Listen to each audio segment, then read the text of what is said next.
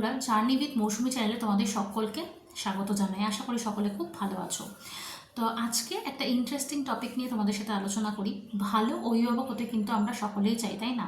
তারপরও যারা ওয়ার্কিং মম আছো বা যারা হাউস ওয়াইফও আছো, সবাই কিন্তু খুব ব্যস্ত থাকি। সেই কারণে কিন্তু আমাদের এটা মনে হতে থাকে যে বাচ্চারা এখন তো ধরো ইজিলি সব কিছুই বলছে, বা বড় হওয়ার সাথে সাথে আমাদের সাথে সবটা এসে শেয়ার করবে। তো কী করা উচিত তার জন্য? শিশু যখন প্রথম স্কুলে যাচ্ছে তখন থেকেই কিন্তু এই স্টেপটা আমাদের নেওয়া উচিত।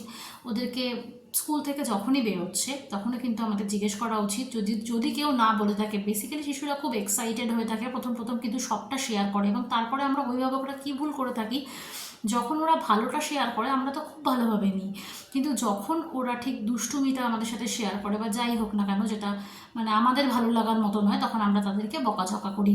আর এখানেই হয়ে যায় ভুল। তখন বাচ্চারা ভাবে যে না, আর বলা যাবে না, আমি তো বাড়িতে গিয়ে বললেই বকা খাবো, তাহলে আমি ভালোটাই বলবো, খারাপ দিকটা বলবো না। তো সেক্ষেত্রে আমাদেরকে কী করতে হবে?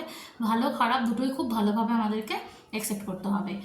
তো এই অভ্যাসটা যদি, এবার দেখো আমার মেয়ে যেরকম খুব টকেটিভ, ঠিক আছে, ও কিন্তু সবটা এসে শেয়ার করে নিজে থেকেই, বেশিরভাগ ব্যাপার আছে। তারপরও আবার কখনো কখনো এরকম আমার মুডই নেই শেয়ার করা, সেক্ষেত্রে আমি কী করি না, রাত্রে শোয়ার আগে ওকে খুব একদম মাদর ফাদর করে আমি বলি যে আজকে তুমি আমাকে শেয়ার করলে না সারাদিন স্কুলে কী ঘটলো। তো এই বিষয়গুলো যদি তোমরাও মাথায় রাখতে পারো, তাহলে কিন্তু তোমার বাচ্চা বড় হওয়ার সাথে সাথেও কিন্তু তোমাকে সবটা এসে শেয়ার করবে। তো আজকের ভিডিওটা বেশি বড় করলাম না, এইটুকুনি ছিল। এরকম আরও প্যারেন্টিং রিলেটেড ভিডিও পেতে আমার চ্যানেলটিকে অবশ্যই লাইক, কমেন্ট, শেয়ার, সাবস্ক্রাইব করতে হবে। আর ফেসবুক ফ্যামিলি থেকে যারা দেখছো তারা কিন্তু আমার পেজটাকে ফলো করতে ভুলো না।